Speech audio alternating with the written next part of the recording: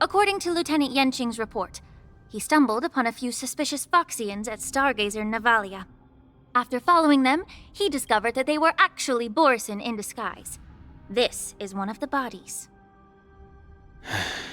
Looking at him now, it's hard to imagine how he transformed into a Foxian.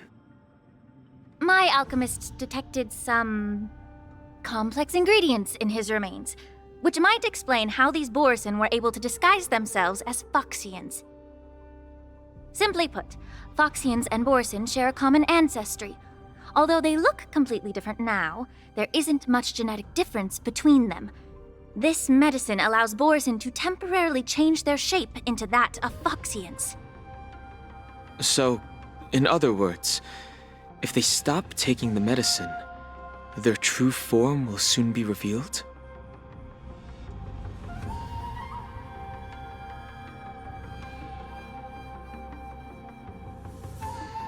Indeed. This means that these Borison have a steady supply of the medicine within the Lafu. The disciples of Sanctus Medicus. Looks like the Alchemy Commission is involved once again. When I was sorting through the prescriptions they used, I came across one called Semblance Reversion Essence.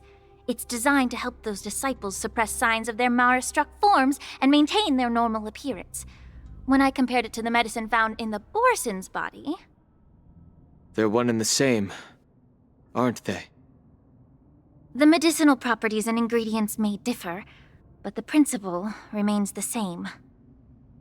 Since ancient times, the Borison have always sought to have more powerful bodies, regarding the Foxians as weaklings. Yet, in order to save their warhead, they were willing to disguise themselves as Foxians. Their determination is quite remarkable. If these infiltrators rely on the medicine to maintain their disguise, then following this lead in our investigation seems prudent. Please follow me. Here we are. According to the judge, this area is not yet under control, so we should proceed cautiously. I've captured the nature of the medicine in my sensor. By following the medicinal fumes, we should be able to retrace the steps of the disguised Borison.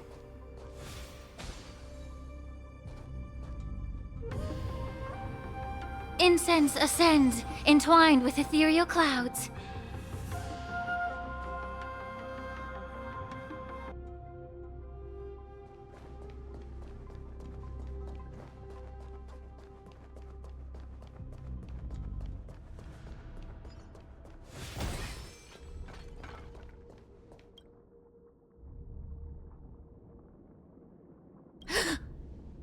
Incredible strength.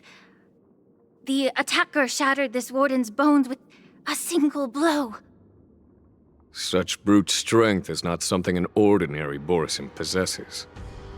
This is likely the work of Hule. If I may be so bold to ask, is this Borison truly that formidable? I have lived a bit longer and engaged in a few more battles than you, Miss Lingshaw. To the Alliance, Borison have always been the most formidable adversaries. And Hule is a monster feared even among his own kind.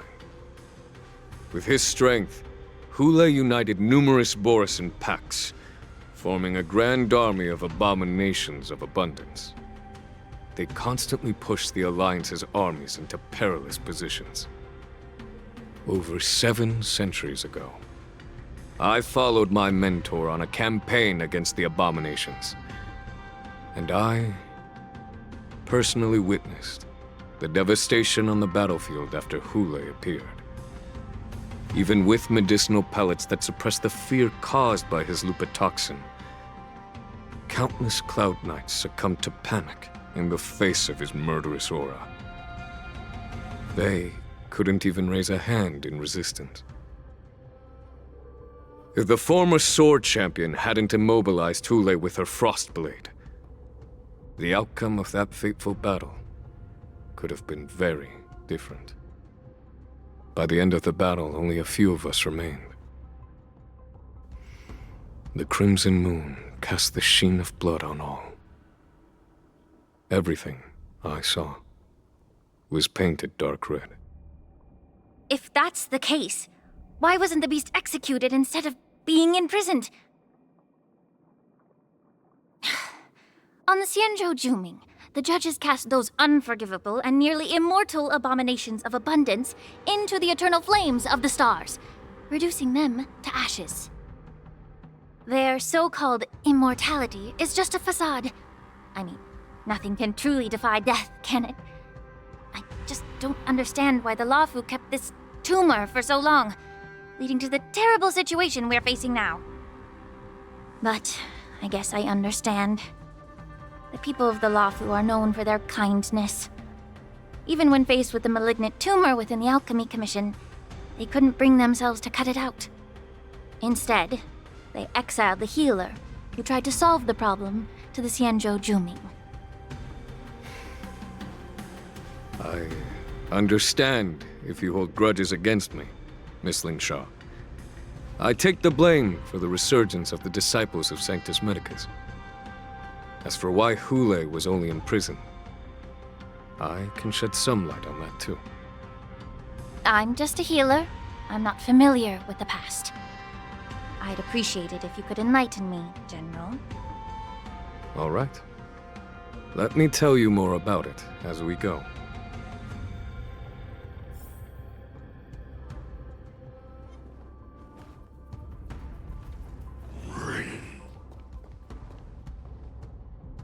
Let's save some time. Did this Cloud Knight also take the medicine?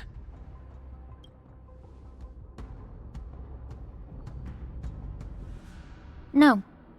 This is a Borisin in disguise. A guard killed him before he could return to his original form. All these Borisin are dressed in official attire. Besides the Cloud Knight, there were also 2 Borisin disguised as members of the Skyfaring Commission and the Artisanship Commission. Whoever is providing them with official identities must hold the position of power. Let's search elsewhere.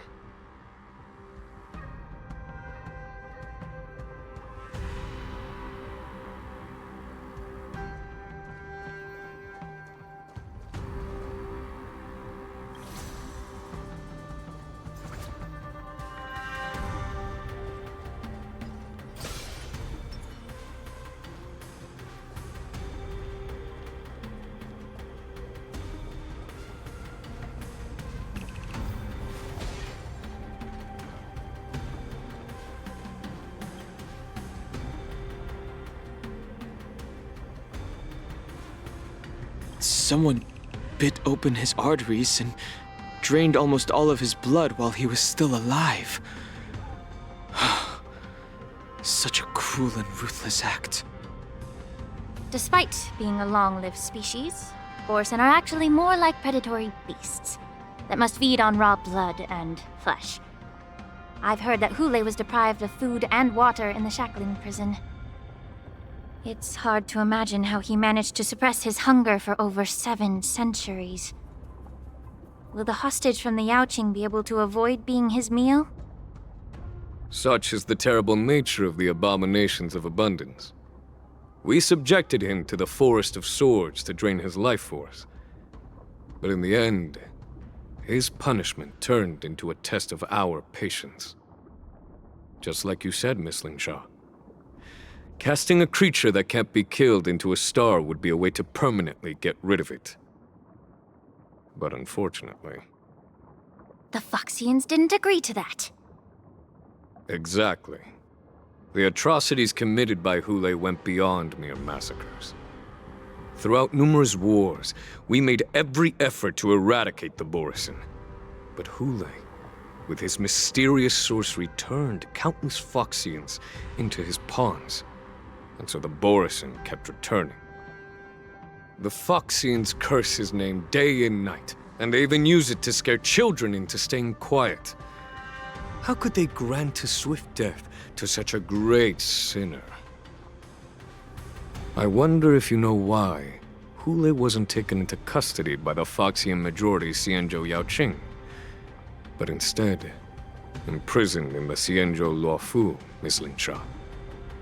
As you mentioned, your mentor was an exceptional warrior and was the one who defeated Hulei, an extraordinary achievement. Therefore, the Marshal placed this feral beast under the jurisdiction of the Xianzhou Luofu as an honor, I assume?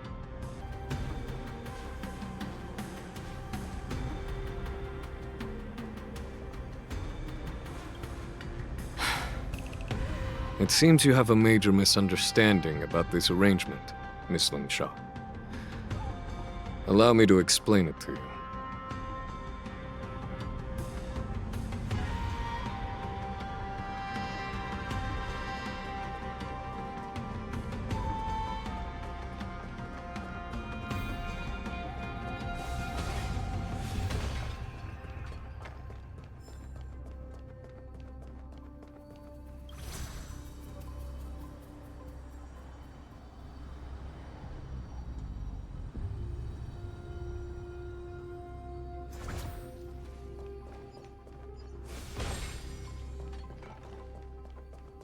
Feeling lucky.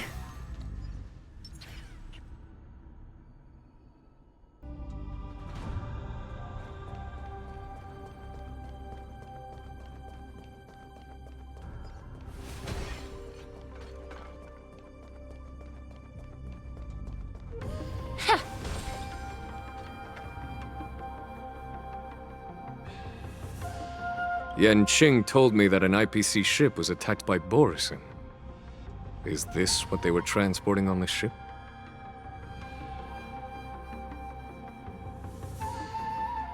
Yes. The Artisanship Commission and Alchemy Commission conducted a joint examination and found that the parts of this machine are made from specially refined Borisin biotissue. I heard the Intelligentsia Guild has been researching the biological properties of long-life species, hoping to make medical or combat-related discoveries. However, they haven't dared to cross any lines due to their so-called relationship with the Alliance. Perhaps to those scholars, Borisin are no different from lab animals. Maybe the Borisin attacked that ship to retaliate against the Intelligentsia Guild for experimenting on them? No. If it were only about revenge, they could just wreck the ship and destroy all the cargo, instead of allowing it to end up in the shackling prison. It was a deliberate display to showcase the dangerous nature of the cargo in broad daylight. This way, the cargo would end up in the shackling prison, serving as a tool for the prison break. This skill in exploiting the blind spots of others' mindsets is so atypical of them. I'm afraid the IPC and the Intelligentsia Guild unknowingly became their accomplices.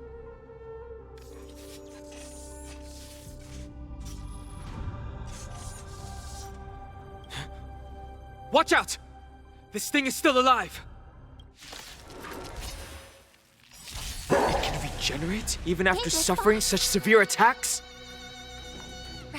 Their imitation of long-life species has crossed the line. It's okay, it's okay. That won't do. Time to cleanse the filth. Detecting Fangs and damage. claws got dull. The fearless knows not fear. Damage I venture sustained. forth to hunt. Forever triumphant! Victory is inevitable! Shutting down.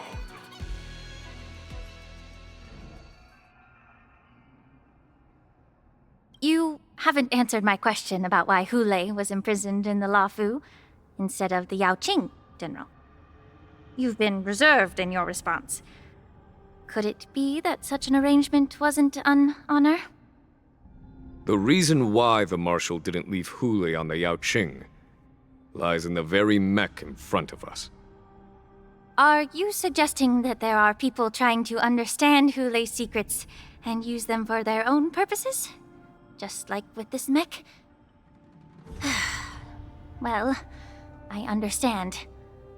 I've heard that the Foxians on the Yaoqing share a bloodline with the Borisin, And just like the Borison, some of the Foxians there experience an uncontrollable insanity called moon rage.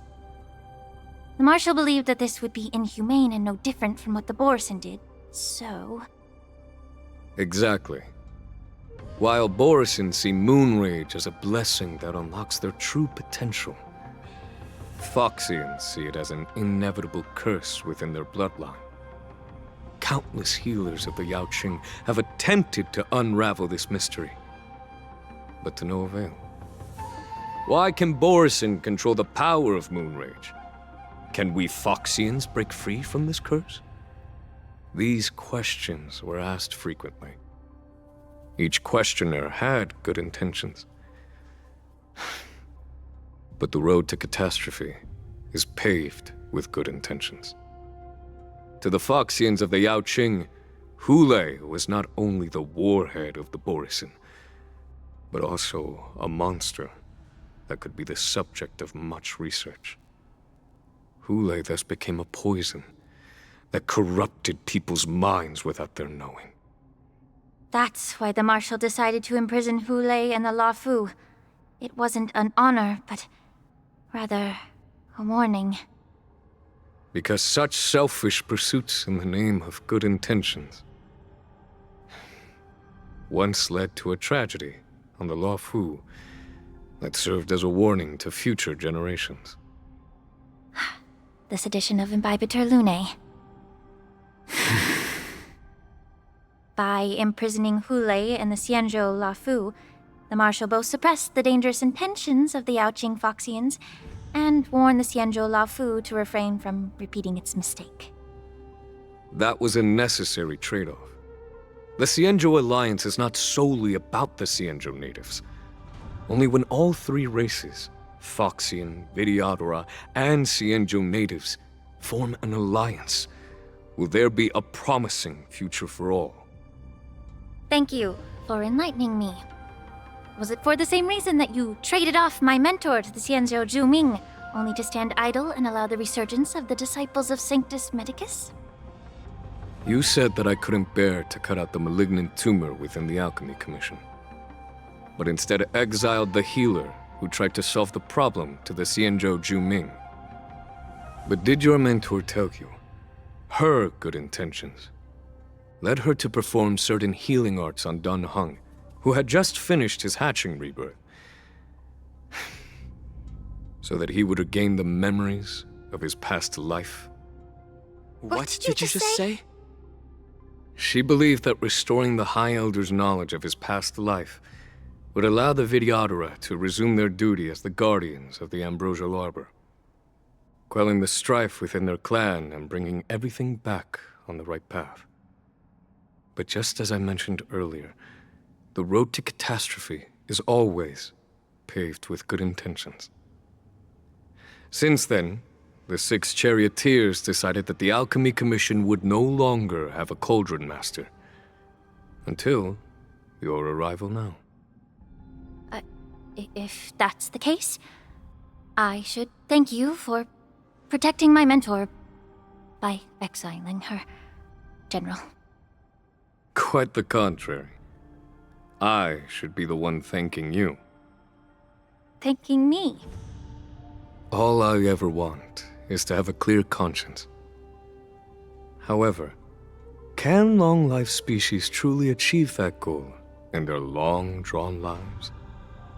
For example, you were implicated along with your mentor and forced to leave your homeland without knowing the truth. And now, with the complicated situation in the Alchemy Commission, the Alliance has spared me a lot of trouble by sending you to handle this challenging task. Shouldn't I be thanking you instead? Your eloquence is indeed impressive, the divine foresight. You won't even leave me any excuses to hold a grudge against you. But let me make it clear. The Alliance sent me here to handle the business impartially, not to choose sides.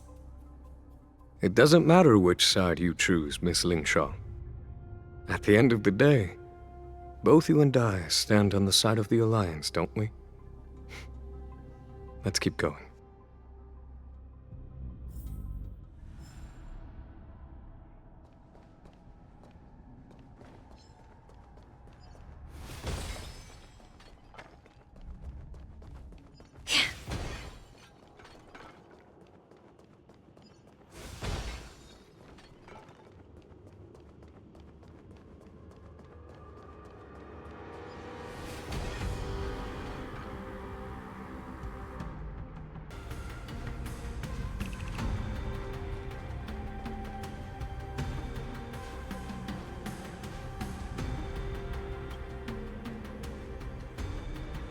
These Mara-struck soldiers don't appear to be escaped prisoners. How can you tell? These soldiers are fully armed. Obviously, they didn't hastily join the battle. The messenger named Moza did say that there were two groups of attackers. The other attackers, aside from the Borison, could hide their tracks. I believe he was referring to these people. Hide their tracks? Exactly. I've engaged with these attackers before, and they used cloud hymn magic to hide their presence. Without careful observation, no one can detect them. You once warned me to be cautious of the Vidyadhara Elder's influence within the Alchemy Commission. Could it be? What's on your mind, Miss Lingshaw? Well, it seems that someone provided the attackers with a map of the shackling prison. And considering the Vidyadhara's involvement in the prison's construction, it raises suspicion about their role in this. Additionally, the fact that the Borison need medicine to disguise themselves would suggest that there are still moles within the Alchemy Commission assisting them covertly. Moreover, forging official identities for the undercover Borison would require someone with significant authority. And the presence of assassins capable of using cloud hymn magic deepens my suspicion about the Preceptors. But why would the Vidyadhara collude with the Borison and aid in Hule's escape? They aim to spread chaos. They believe that only in chaos can they regain their former power and influence. Since this edition of Imbibe de Lune, the once proud dragon race has been powerless, watching their influence wane. Being a native of the Luofu, Miss Lingsha, I believe you understand the implications. However, I don't think the Preceptors are the true masterminds. If I'm not mistaken, the one behind all this treachery is the Lord Ravager who exploited the weaknesses within the Luofu and instigated the disciples of Sanctus Medicus, ultimately leading to the Ambrosial Arbor's resurrection. Fentilia. Please remember, General, that everything I've mentioned is mere speculation. We need concrete evidence for a public trial. If you want to interrogate someone within the Vidyadhara's ranks, you'll need irrefutable proof. So, what's your plan, Miss Lingsha? I'll send an invitation to the Preceptors. An invitation? The Preceptors have been inviting me for a personal meeting since my arrival on the Luofu. Now, I'll send them the remains of these Mara-struck soldiers and the route map I found in the prisoner's possession. Then, I'll ask them to meet me at Scale Gorge Waterscape. I'd like to hear their explanations. Good idea. If I were to take action, it might alert the true mastermind. I trust you to handle this matter, Miss Lingsha. The internal affairs of the Vidyadhara should remain under their jurisdiction. And don't worry if things don't go smoothly. Once the wolf hunt operation is over, the hidden truths will come to light. Speaking of the wolf hunt operation, I'm truly worried about the Yaoqing messenger who was taken hostage. Hule was starving in the shackling prison for centuries.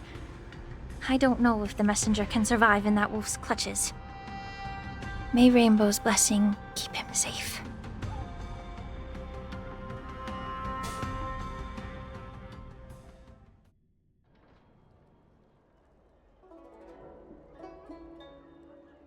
As I said, I'm a healer.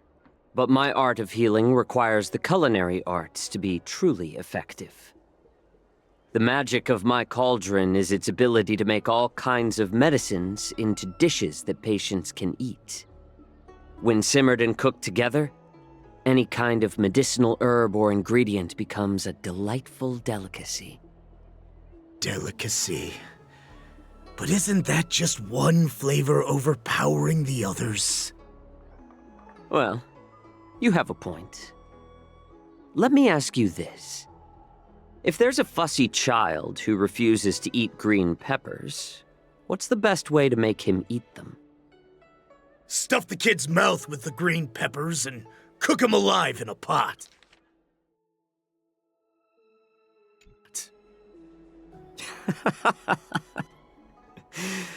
You have quite the sense of humor. I've heard that you, Borisin, have lost many of your taste buds during the self-modification process, so you can't experience complex flavors. Only the saltiness of blood and flesh truly awakens your appetite. It's a shame I don't have any green peppers right now. Otherwise, I'd happily stuff them into your mouth and cook you alive in a pot. I'm just kidding. The answer is quite simple. Chop up the peppers and mix them with minced meat to make meatballs. This way, the flavor of the meat overpowers the taste of the peppers. And even a fussy child can enjoy them. Can I just boil your tongue in this hot pot? I know you're trying to buy time until someone comes to your rescue. You said that Jin Liu recently returned to the Lafu, right? Well, she did come back. But, unfortunately, I also found out that she committed serious crimes and was escorted to another Xianzhou ship. Do you really think you can delay our departure by provoking Lord Hulei's desire for revenge with your clever little tongue?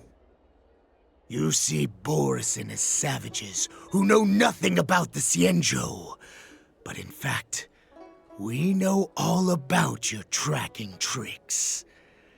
Like the jade abacus you're carrying, and the side cranes in the sky. The more hope you hold in your heart, the greater your pain will be when death comes. I wonder if you can maintain your composure when I tear your throat open. His composure is only a temporary effect of the medicine. And it will wear off soon, right? Lord Hulei. Oh, you pathetic Foxians. For thousands of years, we were the ones who allowed you to live, and who granted you civilization. But in the end, you chose to betray us for the freedom promised by the Xianzhou people. But it's all right. As long as you catch the scent of your masters, you obediently return to us, no matter how far you run away.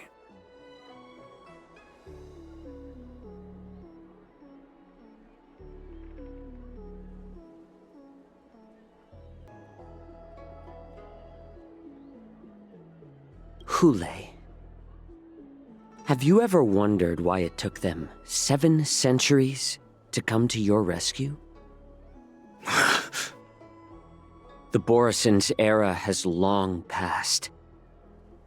Did they ever tell you these harsh facts before giving you hope for returning home, Lord Hulei?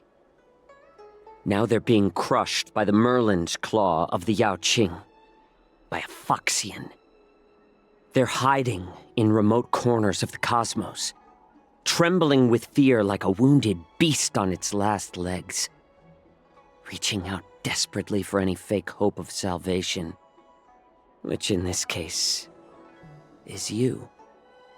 The Merlin's claw of the Yaoqing. A Foxian? Very interesting. Tell me, Moktok.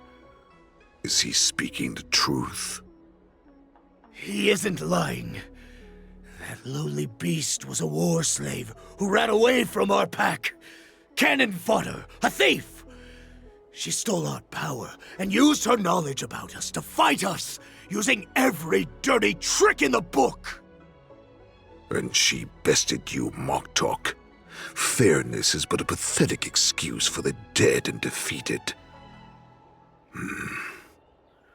Since our great pack has fallen apart, who told you that I was alive? And who sent you here? In our darkest hours, it was a prophet of the Master of Immortality, named Mongus, who showed us the way. Her guidance brought us hope. This prophet, Mongus, what does she want? The prophet made this proclamation. The Borisin have been divided for too long, and only your return can unite all the packs, restoring us to our former glory. That's when we learned that you were still alive. It must have been a manifestation of the Master of Immortality! And the prophet told us that the Foxian general of the Yao Qing would take you to her ship during the Lafu's war dance, and that it would be our best chance to infiltrate and free you from your prison. And just as she said, we did it! That so-called prophet lied to all of you. She just sent you here to die. But her prophecy has come true.